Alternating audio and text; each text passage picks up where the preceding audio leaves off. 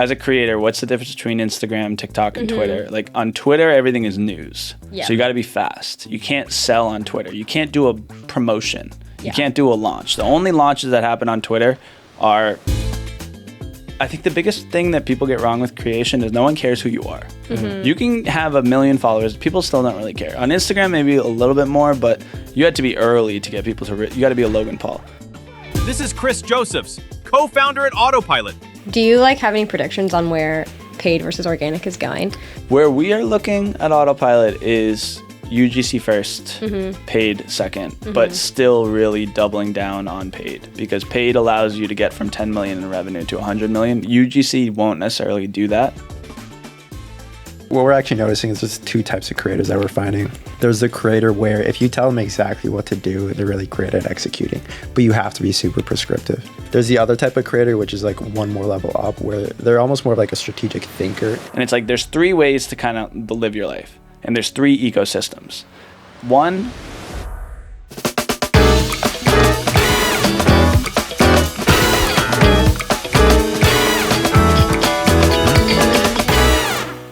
The last time we met was the first time that Nick and I met in person. I remember that. Which is crazy. Yeah. Literally crazy. How long were you guys working together? Maybe like 2 or 3 months before. Yeah, we met on Twitter. Crazy. And then, yeah, I remember I live in Orange County in Dana Point. So I like drove up to meet Nick, and then Nick's friend Caleb, who has also had a small business situation with. And I was like so nervous to meet these random people that I had businesses with. But it was great. It was so chill. And we're like, okay, we're going to the NGL house. I was so scared. Yeah, and the NGL guys, like those guys are creative Legit. dudes. That was crazy. People don't know. Like, I mean, that app is just so successful. Right. I know. But what's funny enough, I met my co-founders for our app on LinkedIn. I didn't know who they were before. Yeah, they were friend of friends. So Brian, my co-founder, I was scrolling LinkedIn looking for a job because this was during COVID, and I had another thing, but I'm like, what am I going to do now? And then my now co-founder Brian threw up a little post essentially saying, like, I'm thinking of building this out. Is anyone interested in kind of helping? And my friend from high school liked that post, and the like showed up in the algorithm. No way. And then I DM'd him, and then from that to now us building the app, it's kind of crazy. That's beautiful. Shoot your shot. That's the lesson there. Shoot your shot. Yeah. Dude, I couldn't agree more. DM that person, open the DMs, just like see everybody who follows you. That's like what I was doing for the first like 1,000 followers on Twitter. I would just like open everybody's profile, see what their bio said. If it was interesting, I'd DM them. If not, I'd go on to the next. Yeah, that's I know a couple founders that have that growth strategy. Yeah. I think one of the startup buddies that I know, I don't know, I can't remember which one, but every follower that he would get, it would be the instant DM with the link to sign up or something. Yeah, and that's blowing up on Instagram right now. Yeah, it is. Interesting. Like Try Me or something like that. Yeah, they do that a lot for like travel. Like a lot of travel influencers. You want this like secret code for this like booking, comment, and you get the DM. Yeah, exactly. Yeah. Okay, sweet. Well, so yeah, basically like I was saying, we met you about a year ago now. That was the first time me and Julia met. And the reason, I don't know if you remember this, but do you remember how we met or no? Was it through Twitter? Sort of. So I think you found me through Twitter because I had a blog called Play Kit. So that was actually the original Play Kit. I was basically breaking down like different growth strategies of different apps. And you responded to one of the blogs saying like, I actually think I have it pulled up here. The exact words were, bro, do a write-up on us, smiley face emoji. Would it be cool to see if I get... Shooting my shot. Yeah, exactly. On theme. And then you like asked like, it'd be cool if this gets like a bump, if like our app gets a bump. But I don't know if you knew, but like, I only had like 500 subscribers when the blog went out. So I thought it was kind of funny. But I did know who you are, and so it was kind of a surreal moment that you reached out. I wrote the blog. It was while you like reviewed it, you were happy. And so that was a cool moment. And then basically a couple of weeks after, we got invited to the NGL house by Raj. Yep. We were DMing a little bit. He was like, come through. I was like, this is sick. I knew NGL just because they had like a crazy history, crazy background. I think anybody in like the social app space probably knows NGL. I think they're like the goats of for sure. that whole kind of small app, 2 or 3 team. The pioneer, 100% pioneer. The like literally the goal. Everybody. Yes. And so, yeah, it was just crazy that we were even going to the NGL house. But everybody's super nice, and then that's where we met you. Yep. We got tacos. And then fast forward a couple more weeks, we launched the agency offering for PlayKit. And at the time, I launched it on Twitter with Julia. We didn't even have a landing page. It was like a website mock. It was a Google form. It's supposed to be. Yeah, like a big so website mock. Yeah, it was crazy. And we set up a call. We chatted. I was in Minnesota at the time. I think Julia was in San Diego. And at the time, PlayKit, like the actual offering, the original was going to be more of like a one-to-one in that we match one founder with one content creator. Mm-hmm. Looking back, it was probably going to be like a logistical nightmare. But essentially, during a call, you asked two important questions that really stood out and essentially changed the trajectory of our business. The first question was, how many creators do you have in total? At the time, we only had 10, give or take a few. I think I told you 30, just to like seem a lot bigger than And the second question was like, how much would it be to hire all of them out? And I was like a little bit in shock. I froze a little bit, but then it clicked that that was essentially the new business model that every founder was going to want moving forward. And that's where the value was actually going to be. And so we hopped off the call and I immediately called Julia. I was like freaking out. I was like, dude, like he wants to like buy all of our creators out. Like we could charge so much money from this. Like this is how we're going to get rich, yada, yada, yada. And yeah, that's essentially like what we do now, which is the large scale ambassador programs. And so, I'm sure there's demand for it. Yes. Demand. And yeah, thankfully it's super successful. So yeah, I don't know if you know that story, but. No, I mean, I think it's fascinating and cool to see the small moments of like, how did these kind of like one little one-off sentence, random idea lead to something kind of like massive? Because I feel like in every founder story, granted, we've been at this for 5 years. It's insane how long from the Iris to the Pelosi Tracker to Autopilot to content creator, whatever. But like, I still don't think that I'm that deep into it. It is insane though, those small one-off sentences that can drive actual meaningful pivots and meaningful growth for like people that you would never even think twice about. Oh, for sure. You know, like I didn't occur to me when I said that. I didn't know about that until you just told me. Yeah. No, it's super crazy story. Yeah. But yeah, I definitely want to dig into the growth stuff and the original Autopilot app in a little bit. But before we get into that, we have a fun little segment. Oh, let's play our game. Let's play our game. Okay, you said you use Instagram?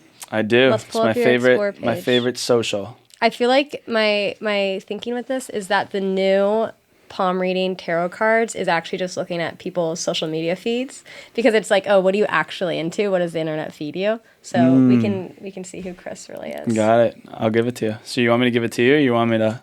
You guys want to do it? Yeah, I think we'll look through it if that's okay. There's that first page is us. We're testing out our new theories. That Kramer one is Oh no way! I love that. The inverse Kramer. Yeah. Oh, that's so funny. We're trying to crack the code on these. I don't know if you guys follow Polymarket or anything like that. These guys are so good at social media. It is insane. We're trying to. But yeah, go for it. I got nothing to hide. I love it. Okay, we're going to your explore page. Okay, I'm seeing a lot of sports. So sports guy. You into cooking these days? I'm trying. I meal prep. Okay, I think it's so interesting because it's like the like free will versus fate conversation in social media algorithms. It's like, oh, do I actually like running and all this stuff, or do I just think I like it because I'm being fed all this information and I'm like being told to do this? So I don't know. That is always interesting to me. Okay. We'll get into that. There's a big thing to be thought about with that. It's not growth related, but put a pin in that. Like a similar thing to like mimetic behavior, or I think the future of society is driven by algorithms, because algorithms drive events lead to outcomes is society. I think it's a whole negative feedback loop. No, it's so interesting. Well, we can just so I'm seeing no red flags. So Chris, no, what is Chris, it? Good guy. Softball. I'm into softball. Okay, I got my Red Sox. I'm seeing some swimming. I'm seeing a lot of steak. Yeah, you love red meat. No girls though, not from my. No girls. Throwing that on it for my girlgirlfriend. You see nothing. You didn't scroll far enough. You didn't scroll far enough. Yeah, how many scrolls until a girl shows up? That's a good little test for me. I was like, I'm nervous. Let's go to the top. I do it. Let's go to the top. Girls on mine. Okay, so just to recap what we're doing, we're looking at Chris's Explore tab, and we're going to try to describe his personality type based on what we see. Okay, so the first, without even scrolling, baseball. Yep. Red Sox. No, it looks like some like softball. Oh yeah, training. Softball. I'm in a men's league. Okay. That's a big thing on here. There's a man. There's this couple picture. There's this UFC fighter I know. Mm-hmm. Who is this? Tom Brady. Oh, okay. Yeah, Tom Brady. That's my Boston heritage. Okay. Boston love boy. it. Yeah. That makes sense. Okay. I'm guessing you're really into the UFC. You watch the UFC a lot? No, but our app sponsored it, so I keep an eye on them. Oh, cool. That's right. I'd be surprised at why the UFC shows up with that, but I remember that. the algorithm's trying to tell me something. Do it again. Do it again, and listen to the algorithm. Steve Jobs, some like inspirational. Yep, inspirational ones. Quotes. Yep. Private equity. Okay, that makes Little sense. finance guy. That's on theme. Still no girls though. Dude, No girls. Wait, I'm surprised by that. Nope. It's not girls. It's content hooks. That's true. That's an impressed. influencer lady. Nice. Dude, I'm proud of okay, myself Chris. for it. Okay, yeah. For the girlfriend watching, Chris is in the clear. He's good. Yes, sir. I love I it. posted for the first time on Instagram in over 2 years yesterday. Did you post with your girlfriend? I did. Yeah. Good man. Good man. There we go. Had to do that. Nothing against it, but what's so funny is like since I kind of wear two hats. It's one is the co-founder of Autopilot, venture backed, whatever, and then the other one is the creator. And like we're a creator on Twitter, Instagram, and TikTok. I can't personally post on my own. It's so hard to build my personal brand when I'm trying to build these other accounts, and it's so hard to get the mental strength to do it all. I don't know how some of these people do it. Honestly, probably they don't. Probably they get paid people. Yeah. How do you feel balancing kind of both of those? It's a lot. So I mean, like my morning routine is I'm in LA. I work finance hours, so I'm usually up at 6:30, go for a walk. Get the sun in. 7:15, you're by your desk, you're reading, kind of Twitter. Yeah. And I think like in every creator's kind of like mode, where we start is where the news starts, and where the news starts is always Twitter. Instagram is next. TikTok I feel like is just hard because the algorithms, you don't know if you're watching a video from a month ago or 2 hours ago. Yeah. But on Twitter, it's so fast and everyone posts the same stuff. So I get all my news information on Twitter. Take it to Twitter, make a couple posts, see what I can post specifically around the politics, the Pelosi Tracker, some of the marketplace stuff that we have. Then take it to script it to TikTok, film it. And we're getting into the Reels app. I kind of like it. I think it's better than CapCut. We film it there, post it on TikTok, post it on Instagram, and then turn them into carousel posts as well. Interesting. So do you post every single day? Oh, yeah. And every day you wake up and it's a new... I guess that makes sense for you, right? Because it has to be like of the time. Yeah, and we don't plan any posts. Okay. So it's probably not ideal, but we're not that team that knows what we're going to post 2 weeks from now. But I think that makes sense for your model, Yeah, right? yeah. Like that makes sense for your niche. But we also don't care about not posting every day. On the weekends, we don't post too much, but I think on Instagram, we post around 2 to 3 times a day. And then on TikTok, my goal, I was actually just chatting with Stasha, she works with me. We want to get like 4 to 5 a day. Wow. On TikTok. And I don't know if it's going to affect it or not affect it, but... On the same account or across multiple accounts? Same account. Same accounts. I think you can do that. You just have to space it out. Yeah. So is it just you posting these? Yeah. Well, also me and Stash. Damn. Yeah. So that's like your full-time. Oh, yeah. So this is, again, why we're hiring. If anyone's looking. We've been able to do all this stuff with just a team of 2. So just to give you context, it's kind of incredible how I think we've gotten a lightning in the bottle, though. There's nothing like the politics. There's nothing like, making content around that. And whenever we make content, like we always really think about the three kind of like pillars of it. Like I think the biggest thing that people get wrong with creation is no one cares who you are. Mm-hmm. You can have 1 million followers. People still don't really care. On Instagram, maybe a little bit more, but you had to be early to get people to, you got to be a Logan Paul. People don't care. People have so much more optionality than ever. You got to give them a reason to stop. Totally. And with our kind of 3 pillars, it's like educate me, entertain me, or inform me. And with what we make around the politics, and like this is so easy to say, it's just much, much harder to execute, as you guys probably know with hundreds of creators. The best creators understand that no one's stopping just because they're going to stop. You got to earn that right to stop. And then when you do that, you ideally want to make 2 to 3 kind of like... cross off 2 or 3 of those pillars in your piece of content to get them to stop. So when they're stopping, at least they're being entertained by you. At least they're being inspired by you. That's why all these motivational, inspirational accounts are popping up every other day. Yes. The entertainment part is hard, but like I get a lot of inspiration from Polymarket Sports. Mm-hmm. If you follow Polymarket Sports, they're going unhinged, just news. But what they are subtly doing that people don't understand is like they're replacing ESPN. Like no one watches TV anymore. ESPN's a gated community anyway. Polymarket is quite literally rebuilding ESPN. And I bet you what's going to happen in a year or two is they're going to launch their own podcast. They're going to launch their own television show. They're going to do all of that stuff because they captured that initial audience, but they did it in a way where they're posting 4 to 5 times a day. Yeah. And they're just purely doing 2 things. They're educating you, telling you the news, like, Luka Doncic lost 50 pounds, but they're doing it in an entertaining way to get you to stop. And when you watch that stuff, it's like, I'm not being sold to, and it's just entertaining and funny. That's, I think, like why those accounts work so well, and that's kind of what we're trying to focus on our platform. That. Wait, I'm so curious. Should we pull it up? I haven't seen Polymarket stuff. Check it. Polymarket Sports. So they have 2 separate accounts. TikTok? This is just Insta. I don't know what they do on TikTok. So this goes back to what I was telling you earlier. The hard part about TikTok is edited stuff doesn't work as well. Yes. So it has to be so raw. It has to be so raw. So when you're trying to build teams, the reality of it is the edited stuff doesn't work on TikTok the same way it'll work on Instagram. And I don't know who's running these accounts. They're not cheap. Like you got to find a really good dude.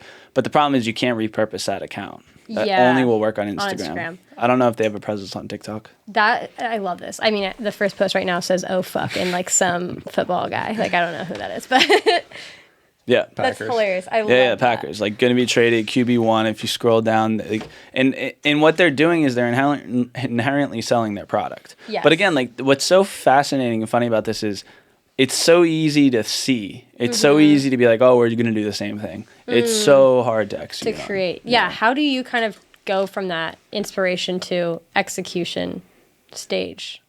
We're trying to figure it out now. Hard. So like what we did well with Autopilot is we were able to go from 0 to, I think we got like 3.5 million downloads, $1 billion AUM, like just with a team of 2. Damn. So we haven't had a marketing team. It's just been me and like we're context switching from ads to content creation. Like this morning I put up a Pelosi tweet. I got Stash right now. She's a killer.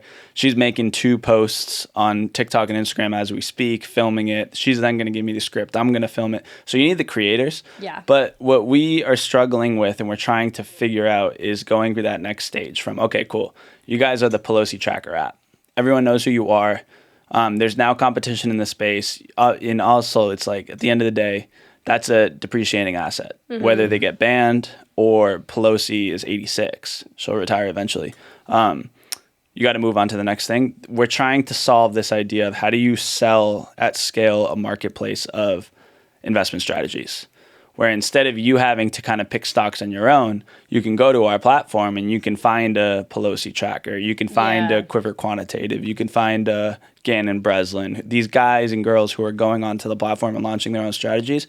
But the hard part is that content isn't as viral as Pelosi Tracker. And not to take away from Polymarket Sports, but like the thing that they do well is there really is only kind of like 2 or 3 cultural things that really drive society. It's e-news, kind of Kardashian stuff, and it's sports. Yeah. It's like there's really nothing else that captures people's attention at scale. So the hard part is for smaller brands, how do you do it? You got to figure it out. This is so interesting to me because I think there's just such a cultural shift of like unseriousness, and it's the same thing we're seeing in TikTok of like literally gonna get traded is the whole picture. We'll show it on the screen. I think that's hilarious. Like people are craving this like meme-worthy content in all aspects. My hypothesis right now for TikTok is that it's becoming more and more organic in the sense that it should feel like kind of how Snapchat used to, where you like pull out your phone and you press record if you're in, I don't know, some setting and your friend does something funny. And like those are the videos that do well and those are the videos that convert. But it's really hard to teach creators how to do that. And I'm sure you're dealing with the same things right now. It's like, how do you be a brand right now where on Instagram you're supposed to be put together, polished, you can have some sort of cohesive strategy. But on TikTok, it feels like you kind of have to just throw everything on the wall. Do you find that Instagram or TikTok converts better? We see, so Instagram definitely converts better in our opinion. And I think just for a couple of reasons. One, you can be more polished. Yeah. Two, we're targeting the 30 to 35-year-old person. I'm 29, so I'm on the lower end of that. But I think like the majority of my peers are all on Instagram over TikTok. Yeah. TikTok is much more younger, kind of much more authentic driven. And like you said, we see also kind of conversions because on Twitter or on Instagram, it's more of a storytelling platform. Yes. Whereas on TikTok, it's much 10 to 15 seconds, Direct maybe 20 hit. seconds at max. And what's funny is if you go look at our piece of content, so we have two accounts that are literally identical. One is called the Politician Trade Tracker on Instagram. That was initially run by me. I would make all the pieces of content. We have 1 million followers there, and it does numbers. It crushes. And then, though, we have a Politician Trade Tracker on TikTok. That's run by Stash, and we take the same scripts. Her style is very much TikTok. And she's notable politician trade alert. Debbie Wasserman Schultz bought this on this date. Go to Autopilot to see more trades. And it's like 15 to 20 seconds max. Me, I can't film it like that. Yeah. I gotta be like, this is insane. Debbie Wasserman Schultz, politician from Florida, bought this, and this. This is why it was notable. And 10 days later, the stock is not. My videos take a minute. But what we see is my videos work better. And I think she does have some videos that have popped on Instagram for sure. But that storytelling, longer form content-ish, it's funny to say longer form now, but it's a minute, is better on Instagram. But the videos that I make on TikTok do nothing now. And I got my personal TikTok is 250K, and I don't crack probably 100K. But what's funny is the one video that I just got to, I don't have the time to create much anymore is I got in a car and I just talked about the stock market. Okay. That thing gets 100K. Because it's authentic. Because it's insane. But it's like, it's hard because it's like, I don't have the time to do them all. And I think just as a founder, we're at that stage as a company where we will scale them. So like there's 3 stages of it. And I don't know where you guys are, but it's like one thing to go from 0 to 1 million. And then it's another thing to go from 1 million to 10. And then it's another thing to go from 10 to 100. Each of those are a 10x value add.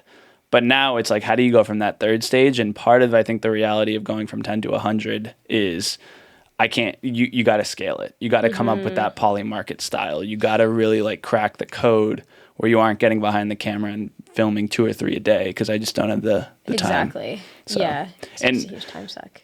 I think the hard part is getting the creators. It's really hard to find creators because the best creators do it on their own, or they do stuff like you guys and they start things. So. Yeah, I mean, I think what we're actually noticing is there's 2 types of creators that we're finding. There's the creator where if you tell them exactly what to do, they're really great at executing, but you have to be super prescriptive. There's the other type of creator, which is like one more level up, where they're almost more of like a strategic thinker in that they're always on TikTok. They're able to kind of notice the trends. They can put together the scripts. Maybe it sounds like this is more what Stash falls into that bucket.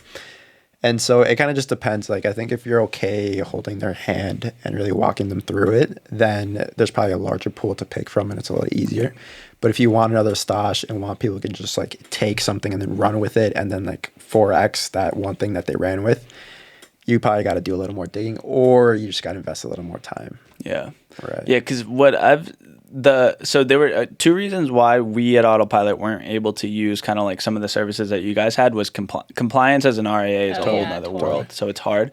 But when you guys kind of talk with your clients, is a lot of it just like still the scale of get out 500 videos a month, find a couple that go viral, eventually they'll drive 5 to 10,000 downloads. Do they pay for stuff, or is it all still purely organic? Are they trying to like find a winning formula and spark it? Yeah, for the most part, it's organic. We have a couple people putting money behind it as ads, but for the most part, I would say it's organic. It's really interesting because I think I've had a lot of conversations recently with people where it's like, oh, okay, most of your videos don't go viral. I'm like, well, of course. Yep. You have to learn before the things do. Yep. And I think there's so many people right now, like on Twitter, who are trying to like get rich quick, essentially. Yep. They're like, okay, I'm just going to post a ton of videos, and these videos will all do something for me. But I think people don't realize how much true intention and iteration and analysis that it takes to get to that viral moment. I'm curious to learn more about your guys' kind of like iteration process too, and how you trained and that, like, do you have steps, or is it kind of just off the dome? Here we go again today. It's off the dome, but we have the hooks. The hooks are, if you can get 5 or 6 and you play around with, the 3 parts of the hook that we teach, like the people that we come in.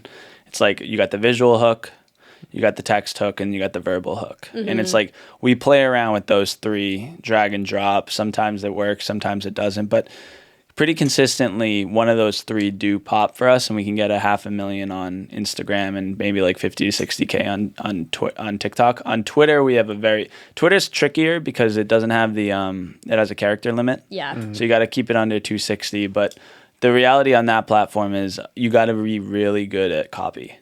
Yes. On TikTok, you got to be really good at just like making the person feel comfortable. On Instagram, you got to be really good at your editing, making it high quality. On Twitter, you got to be really good at being concise and getting the story across. So we have different formats that drag and drop, but all in all, though, the majority of the scripts is off the top. That makes sense. How long do you think it took you guys to kind of ramp up until you had these repeatable formats? So that's a good question. It came teaching people. Is where I think a lot of the structure came in. We brought Stosh in, and she used to work in content. She never really necessarily got behind the camera. She didn't know how to film to the degree that she does now. She's great.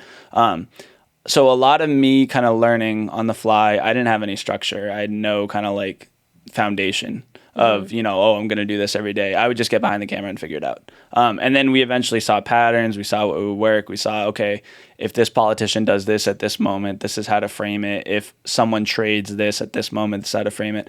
And then once you get people in and you got to teach them that's when you start creating the structure. But like we're hiring, we're bringing more people in. When they come in, we have essentially a crash course on it. And that's like what's cool. And I think that whether it's Polymarket Sports, whether it's Autopilot, we still have so much more we have to prove on our end. But the cool opportunity for someone like Stosh or someone younger to come in and work at a company like this is you not only get access to like a venture-backed startup, someone that you can grow with, but you get the playbooks. 100%. And the playbooks are so freaking important because you can go and work 3 to 4 years, 5 years. You can go be the head of content at, I don't know, like a Netflix or something. Totally. These companies are going to need money. There was an example of PayPal, right? Mm-hmm. PayPal, so you guys probably, how deep are you guys into stocks or anything like that? Talking to the wrong Yeah. Well, we got an app for you. But so PayPal, for example, there's this whole movement of people follow people. Like, no one's following brands. And if you take a step back, like Steve Jobs built Apple. Everyone knows Steve Jobs. Elon, Tesla doesn't do any marketing. Elon's their marketing guy. You got the Duolingo. No one knows. You guys probably don't know the CEO's name is Luis, but you know the freaking owl. It's like people follow people. The PayPal and a company that's done great with this is Robinhood. Robinhood, they used to just be an investing app, but they've taken it to a whole nother level because their CEO Vlad has gotten behind the camera, started throwing events, tweets. He does everything.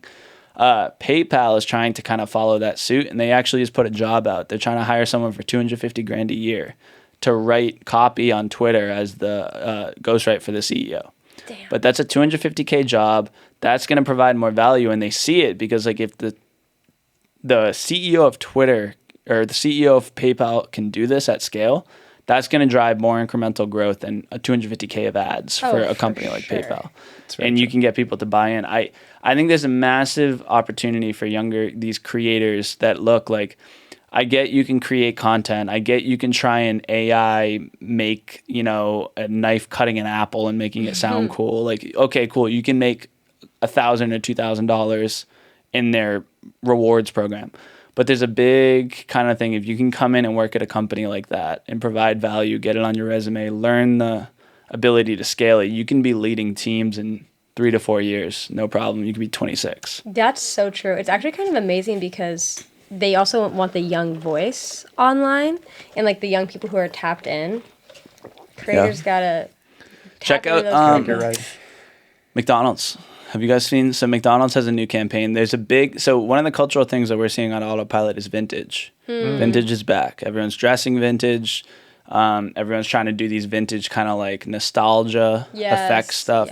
Yeah. McDonald's right now is running a campaign, Pure Vintage, where they got their old like their old mascots. They're doing this whole thing, so and smart. They're crushing it on Instagram around it. Dude, imagine like the old McDonald's like boxes that they like those little Happy Meal things. Yes, they would so crush. good. Yeah. So I think there's an opportunity that we're looking into with that. We don't. It's really, really hard to do it as a small startup because of the opportunity cost. Yeah. You know, like I was saying, I don't. If I'm still making content at scale, I still like to do it. But if I'm doing that a year from now, that's a failure on me to not be able to build the infrastructure to scale it. Do you feel like the biggest bottleneck there is the actual training of the creators themselves? Yeah. How have you trained in the past? Like, is like a handbook, or is it like... No, it's just, so we're getting into the handbook stuff now, but it's just been post criticism. Like every time Stash, God bless her heart, but like, and she's awesome. She's a rock star because she could take the feedback. Totally. Or it's like she posts something up. I'm like, even right now, I was just messaging her. It's like, you got to get people to stop. You know, like you can't. This is where I think we're getting a little bit away from our stuff when we're posting more Autopilot stuff, and we're trying to figure out how do we get this viral coefficient, more and more. And I think we're getting too deep into like, we're just assuming people are going to stop. And it's like, you can't. And you got to remind yourself, you got to get out of that hole and then get back to providing value. So like, but she takes it because she went from 0 to, I think she's got probably 200,000 followers now on TikTok. That's an amazing case study for her. Yeah. And I told her, like, keep going with it. But the thing we were talking about earlier of like, as a creator, what's the difference between Instagram, TikTok, and Twitter? Like on Twitter, everything is news. Yeah. So you got to be fast. You can't sell on Twitter. You can't do a promotion. You can't do a launch. The only launches that happen on Twitter are startup founder launches, which vanity metrics. Yeah. It's like no one cares that you raised $7 million. Yeah. Let's be honest. Like, cool. The VCs care. A couple of people in Twitter care, but the person on TikTok has never heard of you. Your consumers. Yeah, exactly. On Instagram, you got to over edit. That's where all these high quality production videos, you got to spend the time, effort, and money to be able to get those videos right. That's where all the editors are. But again, they're expensive and they're hard to kind of scale out. And the hard part about that is it's harder to go viral. So like your reel is getting showed to 50% followers, 50% non-followers, but unless you get 1 million followers, you're not really getting pushed to a larger degree. It's tough. And then the third part is TikTok. But the problem with TikTok is authenticity. It's like I will get a better viewed video if I take a photo of myself right now and just write the script of a politician trading stock. Oh, for sure. Versus me editing. That would crush. Yeah, and it's so, what's so sad and just, I still haven't done it. Like I don't know, necessarily why. We'll see kind of what happens with all that stuff. But yeah, I think the creators are kind of like who we're trying to hire for it because it is hard to teach a creator. Have you ever thought of like when you're doing this hiring process for the creators, maybe letting them lean into that like organic TikTok side of things and just kind of letting them run with it, see what sticks, and then just have them like run that section of... We have. I would if we weren't an RIA. Gotcha. So like as an RIA, every single video that we put out is essentially going to get reviewed by the SEC. Yeah. So like we've been afraid of doing all this AI stuff, the real farms, and I owe someone a text because he's building out a cool product around this. But what's your guys' take on the AI automation and the stuff around that? It's very interesting. We're testing it a little bit right now. My personal take on it is that it's not there. Like, I don't think the tech is there yet, but that doesn't mean it's not going to be very soon. I think what always will be necessary, though, is just the human touch with copy. So who knows, a couple years from now, honestly, probably shorter than that, we might have just AI UGC creators, but we still will need all those people behind the scenes crafting the copy, replying to comments. But it's also super interesting because we have, I guess like with that, it only works if consumers can't actually tell it's AI. But now we have a couple like AI campaigns that we run. Our creators don't like to be on the AI campaigns. Consumers will always hate comments because they're like, get this AI out of my face. Even if they're successful products, there's just so much fatigue around AI right now. So I don't know. I could see it going a ton of ways. I could imagine like a social media where no AI is allowed. I don't know if that's TikTok or something else. Agreed. But I think people crave humanness so much, which is why people are addicted to social media in the first place. They're lonely and they want to feel in touch with other people. So that need is never going to go away. I don't know. It's very interesting. I think it's the same thing with like Twitter, of people like just trying to create because they can, but is that actually going to be the end result? I think it's also trust. I think because AI, whether you like it or not, it's going to disrupt jobs, 100%. And people it's going to piss more people off. No doubt. And then any brand that's associated with it, one, it could be gimmicky, and two, it could be, oh, you're in bed with the enemy. Totally. And like, I'm not going to buy your product now because you're doing AI. And we had a viral video that we made from AI. We did like a Ghibli style. Do you know the scene from The Office, the perfect steal? Dwight Schrute talks about like want to know the perfect steal, like stealing the chandelier. Yeah. We recreate. You could look it up. We recreated it on Twitter and Instagram, and we posted it. And it's honestly my best work. I'm so proud of it. I think it's so good. It's hilarious because we took it, we recreated the copy, we created the style of it. It looks exactly, but it's all in like selling Autopilot's way. Yeah. And we posted it on Instagram and Twitter, and it went viral because we can make these things go viral. But half of the comments are like, "This is the best AI video ever," but the other comments are like, "This sucks, AI, so screw you, I'm going to unfollow you because you're doing AI." So you got to be very careful and very meticulous, like when you want to time your AI videos and when you don't want to even like associate it with it. Totally. I feel like I remember seeing a tweet from, I think, Greg Eisenberg a while ago about his hypothesis that, how companies are like dairy, or not dairy free, but like, I don't know, 100% grass-fed cows. Soon it'll be companies being like, no AI in the company because there's such disdain from it with like the environment and people losing jobs and just, I know, it's very interesting and to see. The creative. I think like we're on the cusp, the edge of like creativity kind of like going down the drain. Like if you start, I don't know if it'll pick up, but music, it's like you still appreciate people that can make good music. But if an AI does it, you think differently. And it's like people are making the argument like, oh, there's still a creative way to make the music. It's like, no. It's like people want raw human skill. And if you depreciate the skill asset of it, you're essentially kind of like attacking every human in the world, because every human in the world was like, I wasn't able to do that. You're telling me now I can go on and put 5 digits into a computer and now I can do it. That doesn't feel right to me because I don't work for it. And I think inherently it will erode. And that's why I think there's going to be more and more hate for the AI stuff. So we are very particular with how we do it. We've tried it, we've tested it, but we got AI videos cooking now that are like good, they're creative, but we wouldn't drop them every week. We'd do once a quarter kind of thing, like very like tastefully at the right time, at the right moment. And I think that's like where I think AI content can be okay if you're not trying to pass for real content. Yeah. Like that's the only type of content we've actually seen perform well, is the content that like embraces the fact that it is AI, but it's almost like trolling on the fact that it is AI because it's just so crazy. Like the dog podcasts. Yeah, like there's like the dog podcast, the baby podcast. They absolutely crush it, and people like eat it up, and because it's just hilarious. It's not trying to pass off as anything. It's just entertainment. 100%. It's just built on that core pillar of entertainment, and so I think if it's used in that case, companies will start to kind of understand that that's like how best it's supposed to be made. And I think it can like work if it's hopped on that trend. But like if you're trying to recreate like an avatar and a human, I have no doubt that like the tech will get there. The question is like, is it worth it? / like, also what I don't think is ever going to get there is just like that human touch, like you're saying. Like the tech can be amazing, but at the end of the day, you do need a human scrolling on the For You page, telling you what is trending, what the comments are saying, how people are talking. And that's just something I think will be really hard for the tech to get to the point to do. I agree. And also like what's as a creator trying to make content for ads, specifically ad stuff, like we went on the Tucker Carlson podcast, we've been on Fox News, we take these clips and we run them as ads, obviously. Why would you not, right? We probably get a comment a day saying this is AI. It's like, how'd you make it? Like they don't, like we're getting to that realm. Might be to your point of the Greta Eisenberg thing of like, this is a non-AI company.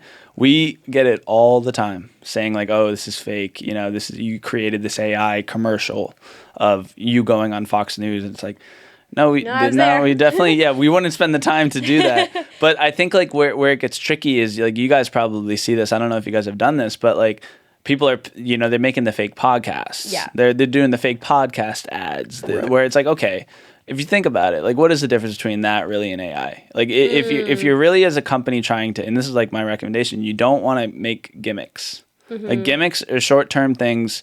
Yes, they'll get you kind of downloads, they'll get you followers, but if you really want to build something kind of at scale, you need the trust. And the trust is the most important thing for any of these brands, for any of these things. Where going back to that Polymarket thing, those videos, they don't talk about their, like, do you guys even know what Polymarket does kind of thing from that? Like, they don't sell you in it, but they create the trust, they create the authenticity that you eventually will win them over. That's the goal as a brand, kind of a creator building a brand. It's like community building. Community building, yeah. And it's like having that standard in the relationship with your followers, whether they're following it or not, I think is the most important piece, where if you can't do that, then you're not going to sell anything. Yeah. And then you'll have to kind of just hope you get invited on a big podcast, or you raise $20 million and you can pump money into ads. Even the ad stuff, like, I don't know about you guys. Like, how many times are you guys downloading an app from an ad? Never.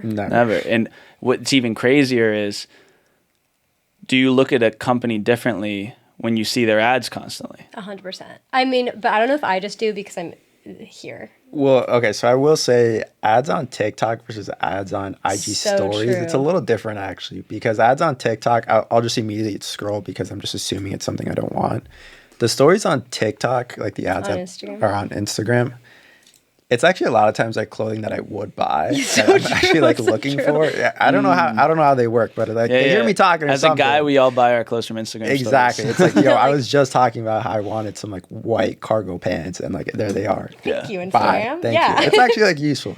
So I think it depends. But where do you guys like your ads the most? I would say Instagram stories. Everything else, I think TikTok.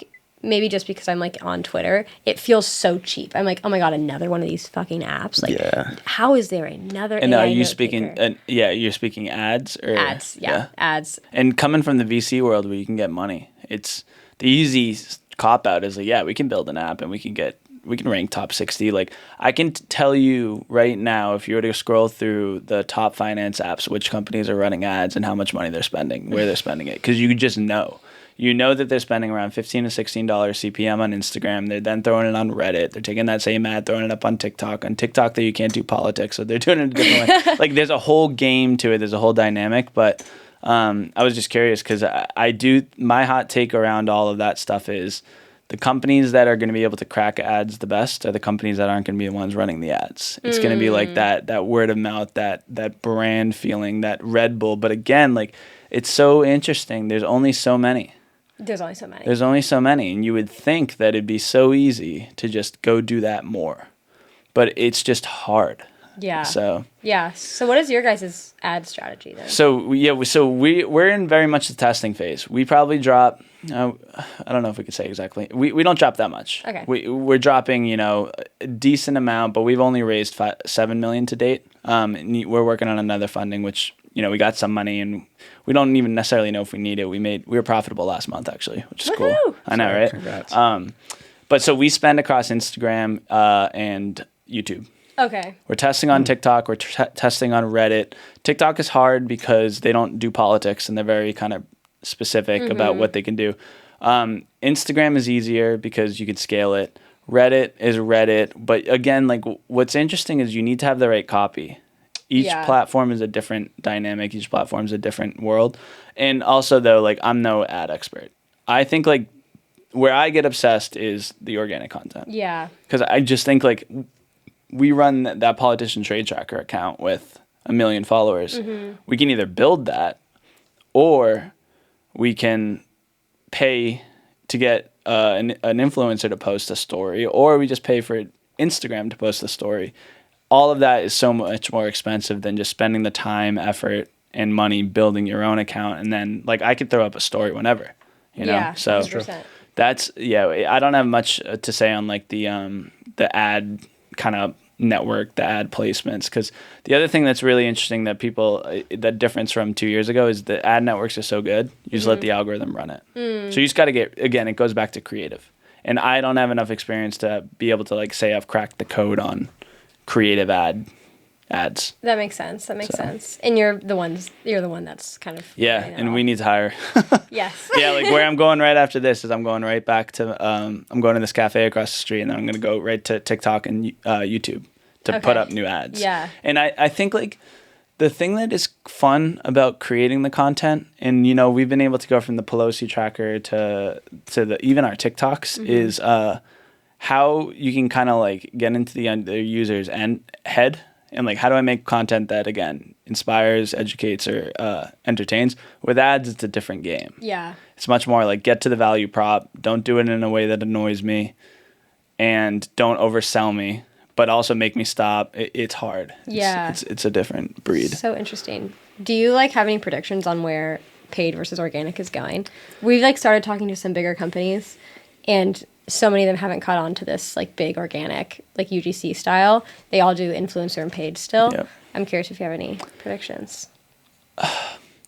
Where we are looking at Autopilot is UGC first, paid second, but still really doubling down on paid, because paid allows you to get from 10 million in revenue to 100 million. UGC won't necessarily do that, but UGC is the long-term, the long-winded branded play. So if I were a big company and I were thinking about where am I going to spend my money, I think a lot of it would come down to the UGC. Because I think like the UGC, if you can crack the code, if you can find 2 or 3 really good creators, you really got to find the creators. And you probably have to pay for them. Yeah. Like they should be dropping $200,000, $250K. I don't know how much creators make, but like if you're an aspiring, 23-year-old TikToker, you can make videos about makeup brands, or you can go run Revolve's TikTok. And you can essentially go to them and be like, I'm going to build out an entire UGC ecosystem for you. For sure. Same way that TikTok Shop has been popping off for these little random e-commerce brands. There's no reason why you can't do that. And I know I'm sure Elf does it. I'm sure Revolve and all those other makeup companies do it. But I think the bigger take, the paid ads will always be there because they're just efficient, and also the person running that paid ad strategy, they don't want to get fired. They need to justify their costs. With us, I don't think I'll get fired anytime soon. So we can kind of get flexible and have fun with it. But we can't be, burning money. With the organic stuff, it's like that is how you move people, though. Totally. Like that is what will go and kind of turn you into a household name. It will never ever be paid ads. Yeah. And I think is the thing that these bigger brands gotta remember. It's like if you want to swing big, if you want to be McDonald's, if you want to be, a Netflix, if you want to be even like a Polymarket, they're so good at it. People are gonna hear about them soon. Not yet, but like they're already worth $1 billion. But these bigger brands need to do that more. 100%. So. It's so interesting because I think I've always thought of you as like a growth hacky guy in this space, but I think even more so you are like a true brand builder, community builder with like the Pelosi Tracker and the UGC and how you think of content in that way. I think when I learned about like Pelosi Tracker and all the different Twitter accounts they do, I'm like, that is like the truly the most genius thing I've heard. I feel like when I listen to like founders podcasts and I hear like I don't know, other founders from way back in the day do these crazy almost stunts. Like that's what that feels like to me. I'm curious on your like ideation process of like how the hell did you even think about that and how did that come to be? So it's funny, my co-founder Brian deserves a ton of credit for this too. He's got a marketing mind, but he doesn't make any of the content and he does all the CEO stuff. The way that the origination story, it actually started on TikTok, where when we were building an app for at the time, it was a social investing app where instead of you kind of like trading in group chats, you can get notified of when your friends trade. Was that Iris? That was called Iris, yeah. Okay, cool. Yeah, and we were able to grow that pretty big. We raised a small round of funding, but this was during the COVID era when I could take a dart, throw it against the wall, and make money with stocks. Now it's not as easy. But so when it initially started, though, we were like, look, there's this world where I can follow my friends' trades, but like people are starting to talk about politics on Twitter. Why don't we create a Pelosi portfolio on the platform? So that's how the origination started. We created a Pelosi portfolio. We recreated it based on her 13F file or her Stock Act filings. And then I got on TikTok, and that was our first viral TikTok. I was like, do you remember when I told you that Pelosi bought NVIDIA? Now she passed this CHIPS Act thing and stopped 30% or whatever, like something like that. That drove the first spark, and we realized like, oh, people care, people follow this. That was just on TikTok though, and then that profile on our app started blowing up because that's what everyone would come to follow.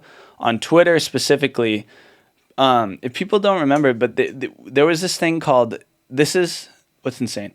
If you watch and you just observe and you become extremely observant, this is, I think, something that I don't know why I just obsess about it. Everything around you is the inspiration for like how all these companies essentially work. Like Red Bull gives you wings. It's just like talking about some dude going off the ski jump and just being high in the air. It's like, it looks like he's flying. Throw a tagline on that, next thing you know, it's like, I wonder how they started with that. With us, on Twitter, there was a guy that was reposting all of Michael Burry's deleted tweets. So without getting into too much detail, because I don't know how much you guys know, Michael Burry, back in 2021, 2022, he would tweet and then he would delete it instantly. Interesting. So this kid was like, I'm just going to take screenshots and post it on my own, and I'm going to call this the Burry Archive. Interesting. So he had an account of essentially all of Michael Burry's old tweets. And we saw that and we were like, that's an interesting way to think about it, because on Twitter, that stuff is working. People are following these things. They're not following, Michael Burry per se. They're following the Burry Archive. And that then led to the idea, and again, credit to Brian, in the politician stuff was blowing up, but it's like, let's create the Pelosi Tracker around it, because we already have the account. We already have your TikTok. All you got to do is essentially just take your TikToks and just post them on Twitter. Yeah. And then that's how the inspiration started. But in general, like at the beginning, the first principle of the inspiration started because we saw that people were talking about it on social media, and then the Burry Archive on Twitter was getting a massive following. So that's where you're like, Burry Archive, last name, explanation. Pelosi Tracker, last name, explanation. And it's so easy to follow. Why would you not follow a Pelosi Tracker? Yeah. Yeah. That's how the origination started of it. I love it. I feel like so many people now are trying to follow a very specific playbook of, here, you have an idea, here's the exact playbook that you can follow and get, 100K MRR or whatever that number is. And I think that's a little bit of a false dream for so many, because you do have to go outside of the book and you do have to be innovative in order to differentiate yourself. I don't know, it's such an interesting That's why I don't worry about competition. Everything depends on the people. It's like the ideas are so easy. They're so easy.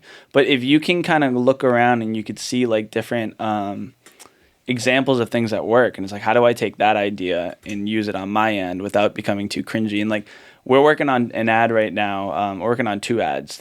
One is an AI ad, one's a high quality production ad. But the AI ad is like, if we can execute on it, I'll send it to you guys after. I don't want to say it because our competitors steal everything that we do. But it'll just be so perfect. You'll just see it, you'll smile, and you'll be like, clever. Just like, I'm not being sold to. It's just absolutely clever. It's absolutely genius. And if you were to think and, ask me, how did you come up with that? It's like, I didn't come up with it. I just saw something else and I was like, wouldn't it be cool if I did that this way? And that's how that Office video worked. Yeah. I saw it on Twitter and I'm like, wouldn't it be cool if you just did that for the Pelosi and just made it, instead of like want to know the perfect steal, it's like want to know the perfect trade. And then you use ChatGPT to write up the script. You use Higgsfield, you use Hedra to get the voices, you use ChatGPT to get the face.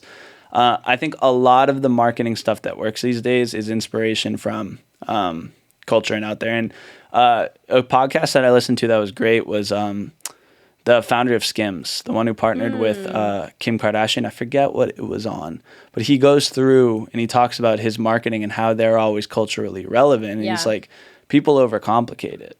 There's a lot of things that are happening. The news cycles are shorter and shorter. If you can just catch on to that moment and, don't go overspend it, don't overthink it, and don't expect this thing to drive you 1 billion downloads or $1 million, just do something that's cool. That will do more for you than anything else. So that's like what we're trying to do and what we're trying to embody with our team at Autopilot. Gotcha. And that like way of thinking, is that something you think can be taught, or do you think it's something that just has to like naturally get created through experience? Like that way of just like being able to see the gaps. It always came naturally to me. In like my journey was, I went to Villanova for finance, worked in New York City doing finance, but that entire time I had another company with my family where we were selling sports arm sleeves. Then I wanted to build that up to be able to quit my New York City job. So that's what I did. I was like able to get that up, quit my New York job, and then I moved to Bali. And then when I was living in Bali, the thing that I observed though was everyone would wake up, you'd surf, you go to the gym, and then you go to the cafe. At the cafe, like 80% of the dudes there were trading. They were just trading stocks, and they were in a little circle talking about stocks. So, and then when you think about it, it's like, that seems like a community aspect. Like, there's something there. When I came back home and then I saw my co-founder posted about it on LinkedIn, I connected with him because like instantly I saw he's talking about building a social app. When I was in Bali across the entire world, they were literally doing the social app trading right then and there. That's what inspired me to kind of respond to him. And with that, I led all the growth on that platform. A lot of my growth kind of things come from the inspiration of just seeing things. And I haven't really tried to teach anyone else that, but I think the best people that are good at that are idea people. Like they're the annoying people that are hitting you up. It's like, dude, we should do this business. Like, dude, we should start this. Yeah. Like I have so many ideas that I wish I could do, small side hustles. And I think like the big thing there that people don't appreciate enough is like the analogy of you either change the object or you change the environment that the object is in. So like my family, we would sell arm sleeves. They're just arm sleeves. But if you take that arm sleeve, it's a compression sleeve, I can sell that to anybody. I can sell that to basketball players saying, hey, this will keep your arm warm. I can take that same product and I can go sell it to a farm. And I could say, hey, this product will protect you from the sun. I then can sell that product to a lab, building apple chips, saying, hey, this product will cover the hair on your arm so you won't contaminate the stuff you're working on. If you take that same object and you just change the environment it's in, you could sell anything. And I think like that idea is who is the best at taking inspiration for marketing. And I think marketing is just pure creative. It's so interesting because I think like a lot of my friends were pretty fresh out of post-grad, and a lot of them, in the most loving way possible, sometimes get stuck in the very like narrow-minded. And I think throughout school and just throughout your whole life, you're always taught, it's like, here's your syllabus, here are your classes, here's blah, blah, blah. And you don't have that much opportunity to be expansive in the way that you think. So it's almost like, how do we give people empowerment to be free thinking and to be expansive and to take risks and to like make decisions and just to notice things and to put things together, kind of the like you can attitude. Because I think anybody can be like an ideas person or a builder or whatever. It's just giving yourself the empowerment to do that. Yeah. But that in itself is a hard thing to teach. 100%, yeah. And I think like that whole syllabus thing is what kills people. Oh, 100%. Yeah. But it's hard to change it. Like you get comfortable. These companies are, you as an employee at a company, you are a algorithm on an Excel sheet saying if I give this person this bonus, 8 months after they sign the last bonus, they'll stay on for another year and a half. And then when that year and a half comes, I'll give them this bonus. It's built to not let you leave it. But I think the beauty of the short form stuff is like you really are you're one video away from just changing kind of everything. And the two biggest things that I've learned just to share of like how I mentally picture it is like, once I realized two things, you kind of are unstoppable. One is like no one gives a fuck about who you are. Like no one cares. Especially as like you guys are younger. I'm 29, but I'm 8 years out of college, 9 years. When you look back and you're 25 or I don't know how old you guys are, you guys probably still even like, maybe you do, subtly think about like, oh, I used to have a ton of friends in college. I don't hang out with them as much anymore, but I'm still kind of hesitant if I want to post this on TikTok because I think my college... Wait until 5 years goes by, you don't give a fuck, and you will not even remember who they are. Yeah, so true. And it's like, why are you worried about that when your future self will be like, why did I not just post? Why did I not do that 3 to 4 years ago? Because everything I was interviewing 2 people today. The question that everyone asks is like, I don't care where you went to college. Like, I don't. What did you do that like was gritty? What did you do that was a side hustle? What did you do to make extra money? Because those are the people that are the doers that kind of can scale it. And that was the big thing where I was at that age. I was 25. I was afraid to post. I've never posted on social media. I didn't know anything about it. I was getting behind the camera though, making a fool of myself. But now look at me, look at it, and it's like thank God I did that. So that was the big mind shift at that time. The other mind shift is we've been going on these podcasts. I was telling you about the Tucker Carlson one. Like, you're invited to these things and you're showing up. Like, you got to speak with authority. You got to know what you're talking about. You're going on live TV, all the time. Like, you got to be sharp. You got to be quick. And every time before you do it, you always, like, nervousness doesn't go away. But I listened to a podcast, I think it was probably by was Huberman. And it was like, I'm going to butcher this, but the same like adrenaline, the same emotion that you feel before something big is it hits your neurons kind of, or whatever, science the same way. The two similar things are anxiety and excitement. Yeah. So it's like, if you are having this, I was about to go on Tucker, I'm freaking out. And it's like, oh my God, I'm getting anxiety. I don't know what I'm going to talk about with this guy. But I have to deliver. My whole team's counting on me to make it. If you change the mindset and be like, I'm not anxious, I'm excited, it changes everything. 100%. And that's what I've been able to do now. I can kind of sit in, get behind the camera, not feel nervous about it. I could go on the podcast. You can do the live television stuff. I think it helps you so much in your personal kind of like development. Oh, totally. That just those two small things. One, no one gives a fuck about you. So don't take yourself too seriously. And two, anxiety is the same feeling as excitement. It's just how you look at that feeling that you're going through right then and there. If you switch it, you'll be good. I love that. That's great. No, that's awesome. We actually just stated a new rule within like the Play Kit Core team, in that everybody needs to post a TikTok video at least once a day, like on their personal account, with the intention of like building a personal brand. I don't know what's going to become of it, or if like anybody's actually going to become an influencer or whatever, but I do know that there's power in at least doing it early, right? Because if you don't do it, you never know what's going to become, so you might as well just try. Could not, with our team, and we still have this rule, we're just a small team. It's everyone on the team. We're not a marketing team, we're a content team. So you're not allowed to join our meetings unless you post. Yeah, I love that. You post in some degree. And yes. So it's so spot on. And I think what's also cool is I got to give my buddy a shout out. He used to live out here. His name is Jake. He was an ex-football player at Colgate, the backup quarterback. Him and his buddy started this new challenge back on January 1st where they called it kind of Run the Date. And they posted every single day. I literally just saw them. Did you? Yes, that's crazy. It's funny you say that because they've been posting every day since January 1st, and they run the date. So, like, on January 1st, they ran 1.1 mile. January 2nd, 1.2, 1.3. And now they're, December's a hard 8 point. month. Yeah, good luck. But they post it consistently. And I bet you 2 or 3 years from now, they're going to look back and be like, the challenge was hard, yes. The running was great, yes. But the mental kind of like not give a fuck and just post, where you don't really have anything to say. You're just going to post and you're going to hold yourself to that standard, is going to benefit them so much more down the line than anything they could have done, For sure. Before that. So yeah, and I think we also underestimate, or at least myself underestimate, but I just saw all my high school, college friends in New York, and they were all like, I've been seeing your stuff on LinkedIn. It is so cool what you're doing. I'm like, thank you for saying that, because to me it's the most embarrassing thing I've ever done. But people actually really appreciate and applaud people doing things that especially are out of like your guys' age. I think like 'cause people know how hard it is, and I think I'm 29. There still is a little bit of this like ego, especially with Instagram, where like you're supposed to look the best on Instagram. Yeah. So you even showing anything else other than that, your college buddies are just going to be like, "Why are you doing that? Like, what are you doing? Like, this is weird."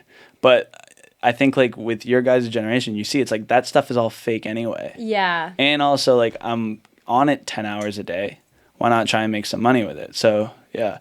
More people should post. I'm trying to get my girlfriend to post. Oh, everybody should post. Like, it's like the most powerful thing you could do right now. 100%. Yeah. Maybe a hot take, but I think it's even more powerful than learning how to code.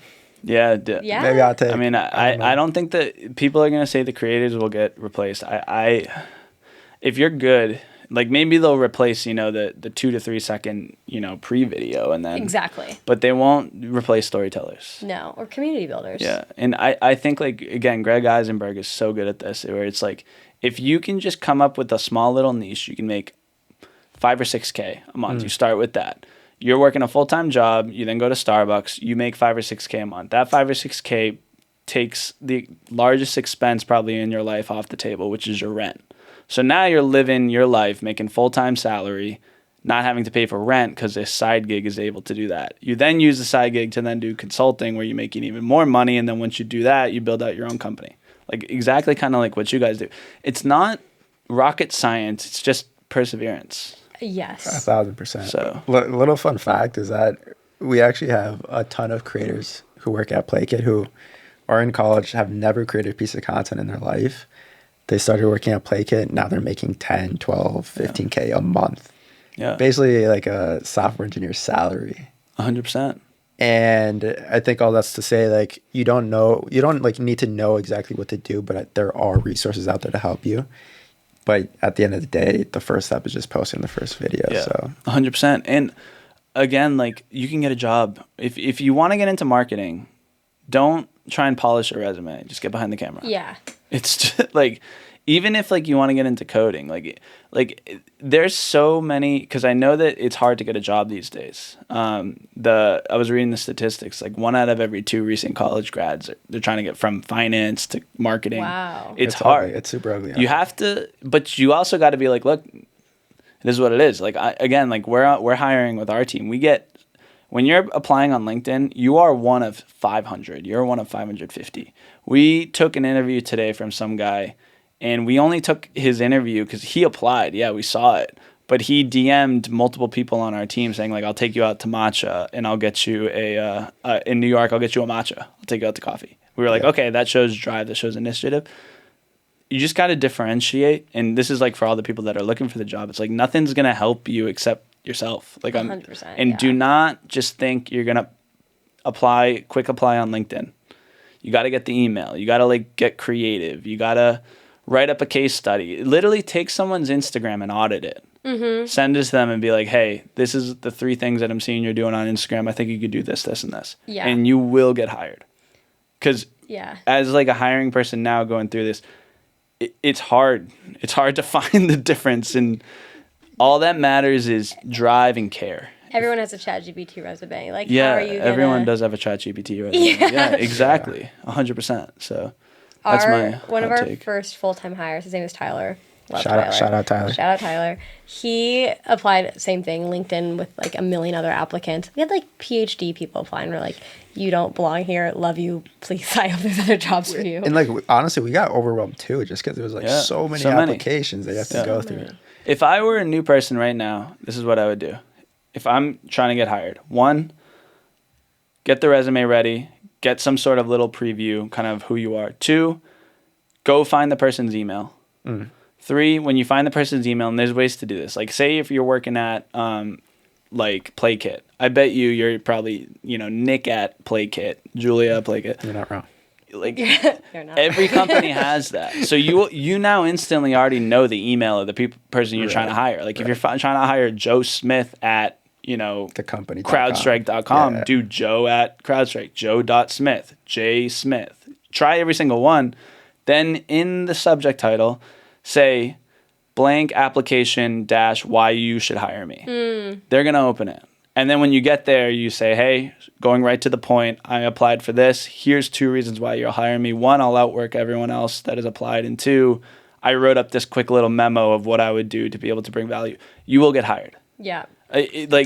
So, again, it goes back to, it's all in your hands. Like the beauty of the internet and what we've been able to do with social media is you can create your resume 24/7, but also everyone is within reach everywhere you go. You just got to shoot your shot, but you also need to just do it. Provide value. So that's why I don't necessarily feel bad for the people that are looking for jobs. It's like you're just not looking hard enough. Because you got to remember, like on the other end of that table is someone with 2,000 applications. They're looking for an excuse to hire someone and move on. Oh, totally. Give them the excuse and they'll do it. So. Yeah, I know. And I think people underestimate too. Not a lot of people take those extra steps. Like, you will be the only one or the one of the 2. Yeah, Tyler literally found my personal Instagram and DM'd me a voice memo. Yeah. I'm like, who is this kid? Of course I'm going to answer this voice memo. And we hired him, and he's been amazing on our team. Cooks. Yeah. He's probably like 3x our growth. At least. Immediately. It was insane. 100%. But yeah, if you're a college kid, this is how you get a job in 2025. Yeah. You got to stand out. Don't apply on LinkedIn and hope it'll work. It just won't. Like I'm telling you now, it won't work. No, have to provide value from the get-go. My dad always used to say stuff like that. He's like, no, you need to drive down to the office. You need to find the people. And I'm like, so that's insane. Yeah. But now I know what he's saying. And have you guys ever read The Three Doors? No. It's a good book. This inspired me for a lot of stuff. And this is like how we've been able to do it with the politics. This is how we, without telling all of our secrets, because again, the cool thing is once you're at the top in your space, everyone copies you, so you don't want to say everything. Totally. But this is how we get Tucker. This is how we get on all these, every single news we don't have a PR team. Like we just get invited onto these things because we use the relationships. We were in Forbes for free. There's a book called The Three Doors. I read it back when I was like 23. I'll never forget it. I read it in a cafe in Boston. And it's like there's 3 ways to kind of live your life. And there's 3 ecosystems. One, and use the analogy of you're at a club. There's the GA where you're going to go stand with everyone else. You know, you're going to be in line. Hopefully you'll get in. Maybe you won't. Who knows? But you're stuck with everyone else. 2, you got the VIP section. That's for the Nepo babies. That's for someone that comes from, it's like, you're not in that world. You know, it's like, it's fine. Life's not fair, but that's the son. That's the daughter of the promoter. That's the best friend of the DJ. Like that's just the VIP. Those are the 2 doors. The third door is you got to do whatever you got to do to get yourself in. That's, you going behind the back, seeing if there's an exit to get in. That's going through the kitchen. Yeah. Yes, exactly. That's putting on a fake waiter kind of thing. Yeah. You do whatever you can to get into the room. And I think like that is so important for creators, for young people to never forget about, because it's like the world is malleable. You can change the world in certain ways. Way more than you think you can. You just have to be in the room to be able to do it. Mm-hmm. And you can wait with the people outside, but higher chance than not, you're not going to get in. You're not going to get into the VIP because that's just like, it's just not it. The third door is the way kind of like people actually change the world. And that's how you get the job. That's how you get the girlfriend. That's how you get, the Tucker Carlson thing. Like when we got the Tucker Carlson thing, people don't understand, like we were playing chess the entire time. We were posting here. We were having these retweets. We were building this. We were talking to that guy. And then next thing you know, you got a producer DM you and you're like, hey, do you want to come on Tucker Carlson? And you get top 15 in the App Store. And all the time we spent doing that drove like 10x more return than any time I could have done paying ads or getting behind the camera. Yeah. People think things will just happen to them or for them, but you have to create your own destiny. Yep. Only you have the autonomy to create the life that you want to live. Yep. But it's hard to teach people how to do that. Yeah. I mean, people, they just need to feel it. Mm-hmm. And that's why I don't mean to come across as like a lecturer or anything like that. Again, like I don't know I wake up every day. I'm like, what the hell am I doing? Yeah. Like I have no clue, and we're putting out fires left and right. The autopilot's going great, but we still have things breaking every day. But you're figuring it out. We're figuring it out. Yeah. You're there. You're showing up. Exactly. And I think that, we just got to where we were because we were the underdog. Like we haven't raised a big round of funding. We've done small rounds, and every time we're on the brink of like, we're one market crash away from dying. But we always figure out how to get in the door, and that has driven well for us. And my younger brother, like I'm a family of 5 boys. We all are kind of like that. My dad was an immigrant from Turkey, so it's like we kind of have this, like, you got to figure it out. Nothing's just gonna happen to you just because you were born here kind of thing. Mm-hmm. And I think more people should do it. So again, I don't mean to be a lecturer, but I would get passionate about that. I think you can get whatever you want if you actually try. I totally agree with you. I love that. No, I think it's great. And honestly, I feel like the younger generation needs to hear this. Like, I feel like they're so scared of the fear of like rejection. Yeah. But they don't realize that that's like what propels success. Mm-hmm. Have you guys ever read the 40-Hour Workweek? 4-Hour Workweek. That sounds familiar. Tim Ferriss. Tim Ferriss, yeah. That was an iconic staple for when we were growing up, because like no one wanted to work. They all wanted to go do the remote work, e-commerce. Mm-hmm. But one of the most important pieces from that book that I read was you got to seek rejection. Yes. Because Tim Ferriss is like, you got to get rejected every day. He's like, go up to the pretty girl in the corner, ask for a number, not expecting to get rejected. Just go and try and like when you're trying to get coffee. I used to do this. It's crazy how much it works. When you're going to get coffee, ask for the employee discount. Actually, do you still do that to this day? I do it probably like once or twice like a month. I used to do it a lot when I lived in New York, where you go in and it's like, hey, like, you know, it's $5.50. Like, you got the employee discount. Like, what can I do to get that? Because they all have it. You could do it while shopping. They all have it. And you'd be surprised at how often it works, which is one thing. But two is like you get rejected. Yeah. And it's like the salespeople are so good at what they do because the best ones don't care. Yeah. And I think so many people get paralyzed by the fear of getting rejected. Even like the idea of emailing someone. It's so easy to just post on LinkedIn and just hope you're going to get it. Yeah. But the fear of putting yourself out there, emailing the head HR person, and she can just respond and be like, I don't want to hire you. That's a rejection. But if you do it enough and you get used to it, it doesn't matter. Yeah. So, failure is a gift. yeah. I feel like I've heard that a lot to, you know, learn, but also just to know that you're trying. Yeah. And that's going back to our ad stuff. We failed a lot on our ads, but like we're not afraid to fail and keep pushing it. Mm-hmm. So. Oh yeah. So what's next for Autopilot? We're trying to build this marketplace. Okay. So the majority of Americans don't like to pick their own stocks. They're not good at it. They don't know where to start. They get overwhelmed. They don't want to be wrong. We're building a platform that allows you to take that entire decision-making kind of like burden and pass it from yourself onto a strategy or a pilot is what we call them on our platform. And these are proven legit people. These are guys that have outperformed the market by 100%. These are ex-hedge fund managers. These are guys on Twitter and TikTok. What's next with Autopilot is we're building a transparent place for you to go and find a stock picking strategy and have them do the stock picking for you. Okay. That's the goal. That's a multi-billion-dollar opportunity because the people that are good, the aspiring fund managers, the people that want to manage people's money per se, they now can go onto our platform and launch their own strategies, go onto social media, try and grow their own accounts. And now they're making money via a revenue stream and you're happily paying them $10 a month, $100 a year to be like, you do it all for me. And we've had some success. We still haven't cracked the code on virality, but we have our top creators making $500,000 having his portfolios up. We got a couple dudes on Twitter. They have 5,000 followers. We sent a $100,000 payout to some guy last month for having his portfolios up. So we've already done $1 million in creator payouts to the strategy managers on the platform. Where we go next is how do we get more and more demand? How do we evolve from the Pelosi Tracker? How do we get more people to launch their own funds, their own strategies? Gotcha. So the creators are the ones that are putting up the portfolio for people to follow. Yep. And it's all built on transparency. Cool. Where it's like, I think like a big thing that we're going to run into is like the dead internet epidemic of like, I don't know, I can't trust anything on the internet. You know, I think there's an argument to be made. There will be a social media platform probably funded by a VC of non-AI. Yeah. You know, I just think that that's what consumers want. You cannot forget about that. That's going to just bleed into everything, though.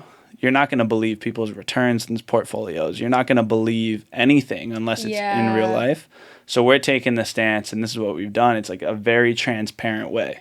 No one can hide anything. You put your portfolio up. You see what they own. You see if they're good. And if they're good and if you resonate with their thesis, you connect your Robinhood, you connect your public account, and you put 10 grand, 5 grand behind them. You put $500 in every month.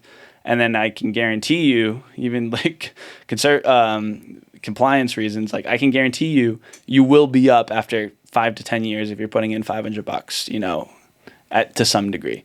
There's no world where you can take your money and go to a spot and feel comfortable putting your money in that. Mm-hmm. Even if in stocks right now, you're kind of second guessing yourself. So that's what's next. That's what we're trying to do. But we still haven't cracked the code on content. We're still really good at the Pelosi. We're really good at the Pelosi Tracker, good at GPT, AI portfolio stuff. But we're now testing the waters, getting our feet wet with like, how do you sell the marketplace? Yeah, that's really interesting. So if you guys got ideas. For the content creators that you're hiring, is that going to be part of their role, is figuring out how to crack that specific feature? They like bring in their own people, Yeah. And we have around 150 to 200 people waiting to launch. Cool. So like we have a lot in these, like you'd be surprised. We got some dudes that, hey, we managed $500 million at this fund. I want to spend more time with my kids. Can I just launch my portfolio on your platform? You guys help us grow. But the selling the why is how this is going to grow. Yeah. The Pelosi why was already there. Like, you don't have to connect the dots of like, oh, yeah, I'm going to follow her because she may know something we don't.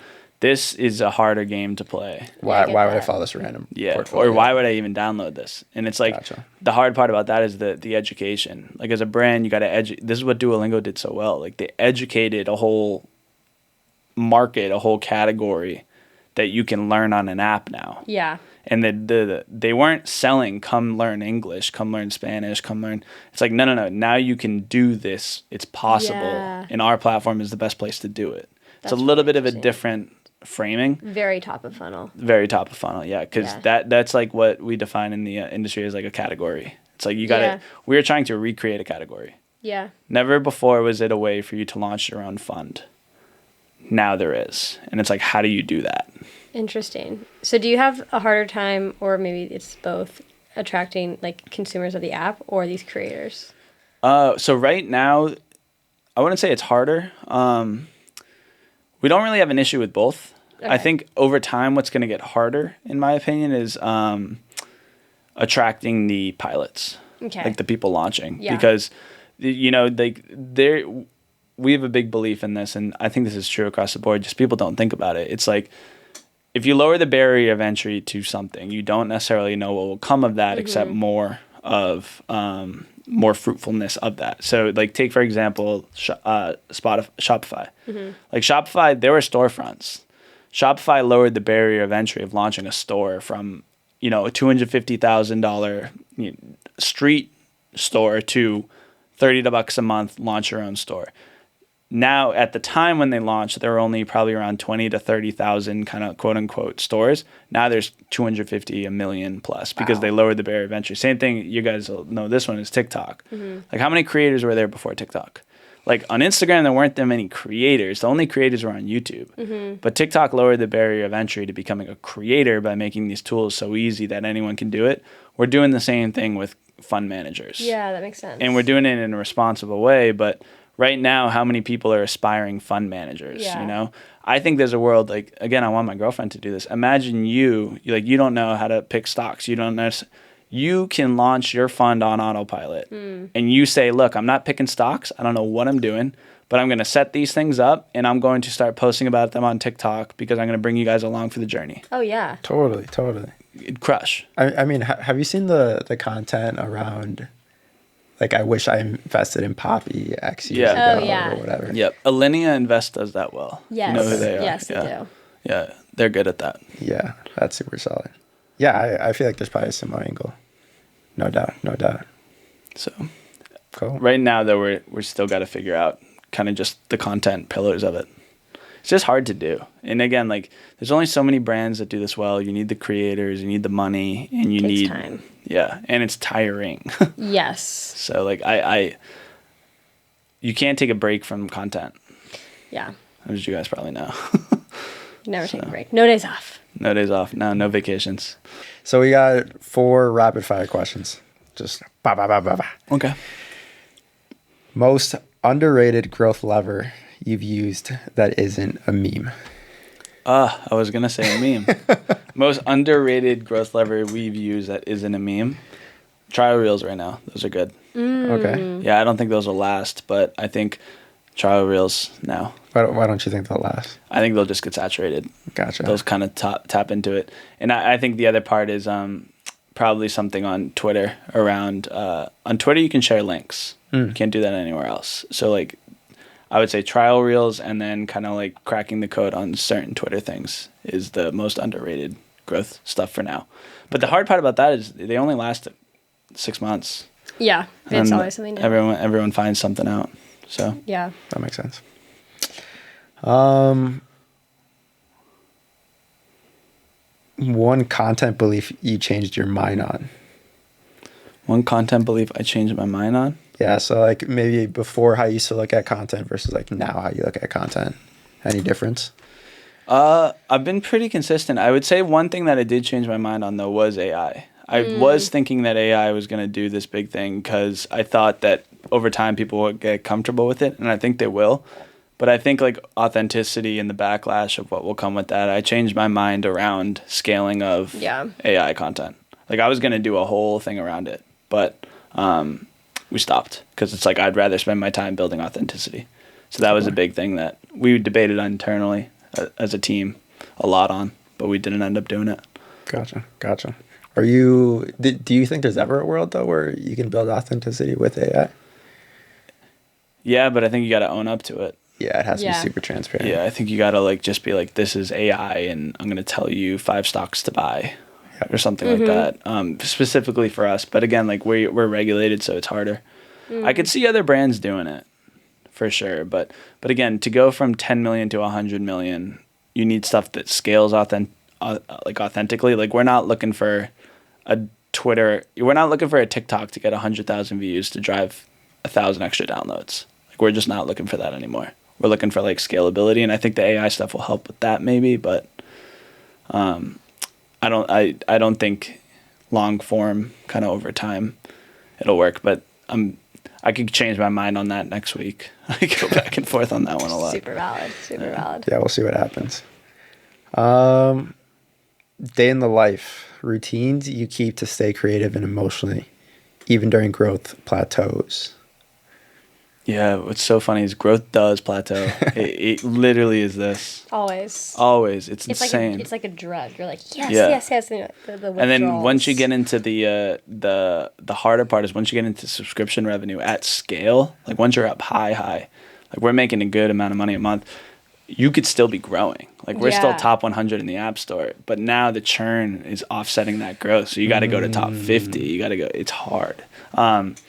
I get a lot of inspiration. This is a weird thing to say, but it's like wake up in the morning, go get my coffee, FaceTime my girlfriend, sit in front of the computer, do whatever.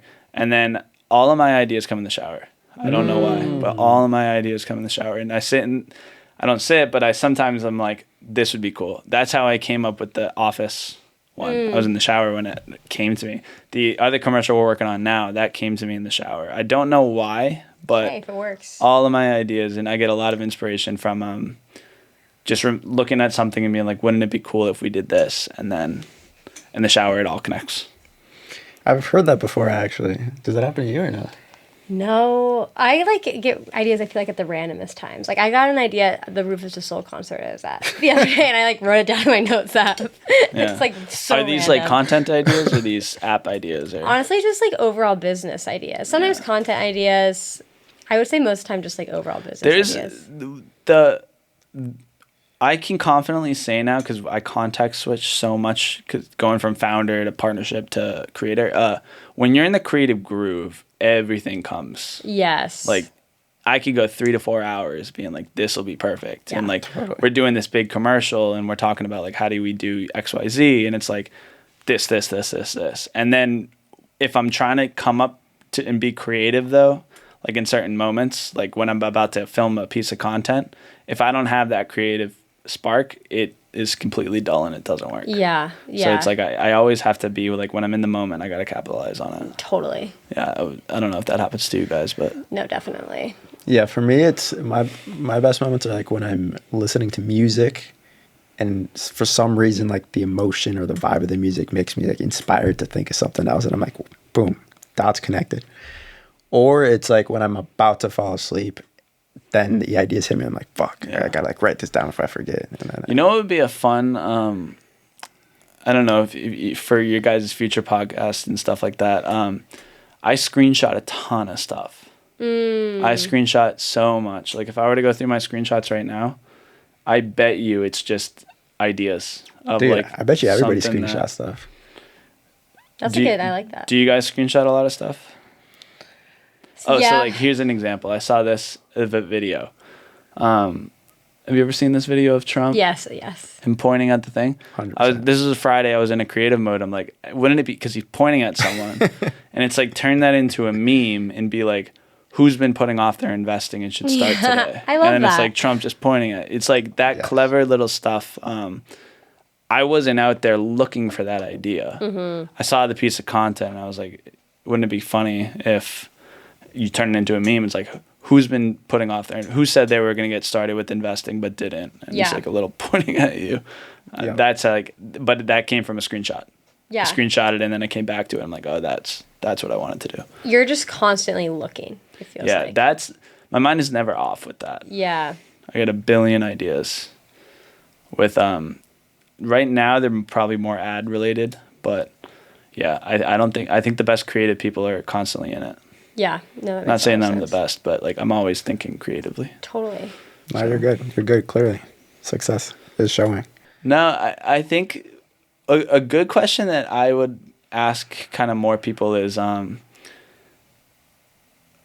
where does long form come into play? I think with a lot of stuff, because I met a creator the other day and he's like, I think there's a massive arbitrage opportunity in long form around this. Yeah. Where like we're talking about this podcast, and I think like the benefit of the podcast now is you can make it short form. Make it short form, yeah. But you can't make short form long form. Mm-hmm. So I think there's going to be a massive over index in short form.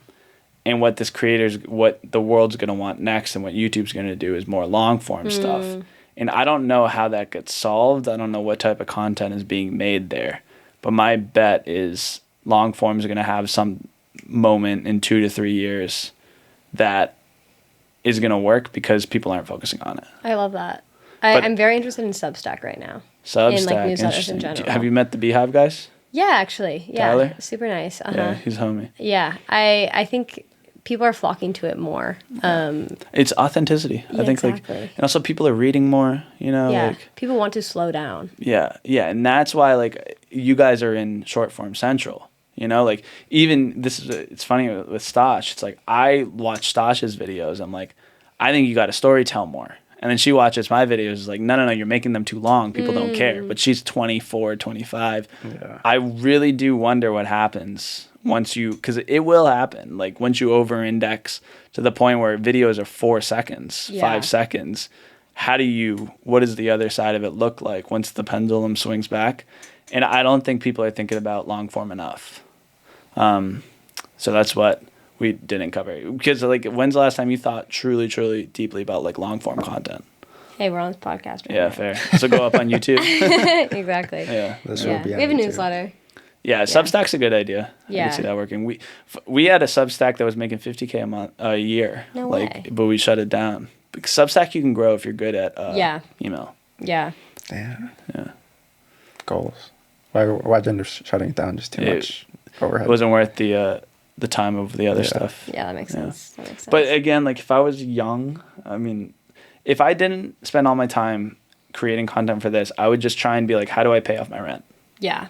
Just that. And I think Substack is a perfect way to do that. Because like with content around apps, you got to do top level distribution, which is hard. And the churn is good. People don't churn on Substack as much. Yeah. And you can get that's why I recommend Beehive, because Beehive has the ad network. Do you know about this? Mm-hmm.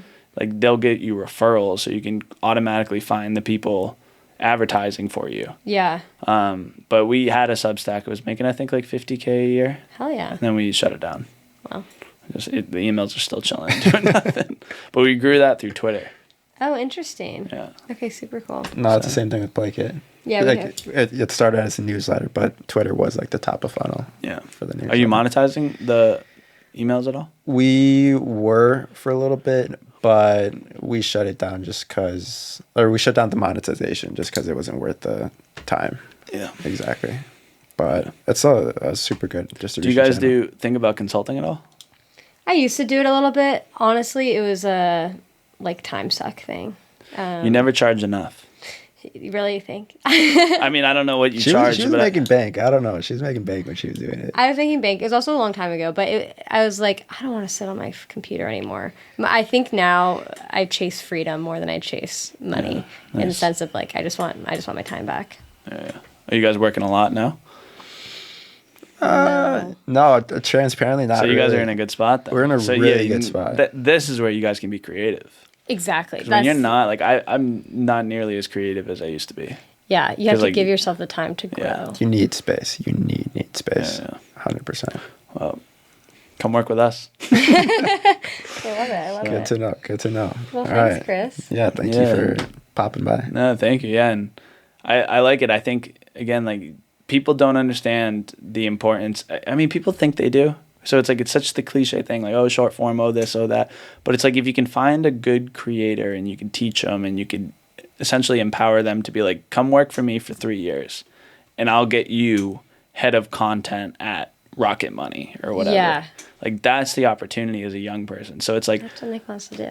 Yeah, you're doing it the right way. And again, like, shout out to Molly O'Shea. I think Molly O'Shea's played it perfectly. Like, she doesn't work in, she's not like an app girl. She's not doing this, but she took her podcast, it's long form. Again, like, there's an opportunity for long form stuff. And she's doubling down in her niche, bringing on smart people, bringing on the CEOs that are doing this. And then she's now launching it and she's getting interviews with bigger people. And I think there's a world where you do this in the growth game. You can then get sponsored by a Brex or whatever, you know? Have you guys heard of TBPN, Tech Bros Podcast? Oh. Jordy and John. Oh, is that the Twitter video? Weren't you on it? Was I? It's like two dudes and they talk about finance a lot. Or no? I don't know if they talk about finance. Tech. Yeah, they're okay. So you should look up. These guys are great. I mean, so Jordy and John, they're top 1% though. They're is really Jordy good. the guy that did the PMF or Die? Yeah, PMF or Die. Yeah, that's Jordy. Yeah. So that was. But what they did again, like they're over indexing on this. It's just such a. And again, this goes back to just how the good creators think is like. What is being kind of like done this way, and how do I counter position? This was an idea from the My First Millions guy. His name is Sean Puri. He's like, if you are trying to position yourself in a market, you need to take the competitor or take what someone else does and clearly counter position it. So that what the Tech Bros did was they were like, everyone's doing podcasts, but no one is like being so blatantly over the top that I'm making money on it, that we're going to do that. So we're going to dress up in suits because no one wears suits anymore. We're going to do live on Twitter every day, and we're going to show you every ad possible. So like their merch is literally hats with an ad. It's hilarious. And it's just so good because like their call out is like, we're trying to be the most profitable podcast in the world. I love it. And it's so smart because it's authentic. And yeah. It's like, don't hide it. They do well, but that's why I think like what you guys are doing is smart though, because they want the authenticity. They need to. You guys should honestly meet up with the Twitter team. I don't know where you guys are going with this podcast, but I can get you in contact with the Twitter people. That'd be awesome. We'll take it. Hey, we'll take it. That'd be sick. Are you guys still posting on Twitter actively? Try to, yeah. I got to get back on it. We transitioned more to LinkedIn, but definitely getting back on Twitter. Yeah. Yeah. Well, so Twitter's pushing video. We should live stream this on Twitter. Yeah, that's a good idea. It's not a bad idea. You can have the Pelosi Tracker. Yeah, because that's the other thing. If you can leverage people's audiences already, that's what the Tech Bros do well. They're smart. They're like, they got no followers. Really they got a really good brand though. But it's like, I can try and build my own brand, or I can invite the guy that has 300,000 followers on. Oh, totally. Yeah. Why would I not do that? You yeah. know? So those are good dudes. They're cool. But no, thank you for having me. Thank cool. you. I'm excited Thank you. Let me know who's on next. Send it to me. Oh yeah, we will. I'll add it to our my Rolodex of podcasts, and I'll make Stash listen. I love it. Hell yeah, that'd be dope. We'll get our whole team. Our next guest is actually gonna be Garrett, which Q. you know, yeah. Do you know Garrett from what? Q. It's like the movie app. He's based in LA too. Santa Monica. Oh, Q. Oh, yeah. They do the short form, and then they leave the cliffhanger, and then you download the app. Yeah, those apps. That's kind of what Nate's doing. You know, remember Nate Tepper? Yeah. You got to get Raj on maybe one day. Oh, we got to get Raj. Wait, so Nate's in New York. He would do it. Nate moved to New York, right? Yeah. Yes. Is Raj still here? Raj is still here, yeah. What does he do? I don't think he's ever done a podcast. I don't think he does them. I thought I talked to him one time, and he was like, I'm never going to do a podcast. Yeah. But it's not maybe it'll be different if it's coming from us. Because we're so close to him. Yeah. I think we could probably convince him to do it. But yeah, Nate's in New York. Gotcha. Yeah. Did anybody else move out there? I think you were just out there visiting them a couple months ago. I go there pretty actively. I'm trying to think of who's still in LA. Because Joel's in New York. He moved to New York too. Yeah. Right? I don't think the NGL guys, like... They all split away. Yeah. And like, I don't know how much they're working on that. And they're pretty secretive dudes. Yeah. Let me think. There's Dave from the Favorited app. Dave Tessler. Okay. He's still in Santa Monica. Tyler Dank moved away. I'm trying to think of who else is even out here. There's not that many of us anymore. Yeah. We all, I mean, how many people are here? I think what's interesting about this place is it is creator, right? They're not like founder. No, it's more creator focused, definitely. Yeah. Are the people here trying to build brands? Or are they trying to sell products? I don't know. It's honestly the first time to this space. But from what I know, it's mainly creators that want to work with brands, I think, and are trying to maybe bridge that gap. Yeah. We'll see. I've seen a couple of people that I've seen on my Instagram page. Yeah, I don't know how big they are, but. Huh. Gotcha. We'd love to build out like play kit houses where it's bridging the gap of creators and app founders. Yep. One day. It was like the launch house back then. Yes. Remember that thing? Yes, exactly. Yeah, that used to be LA based. Gotcha. So yeah, we'll see. Well, thank you. All right.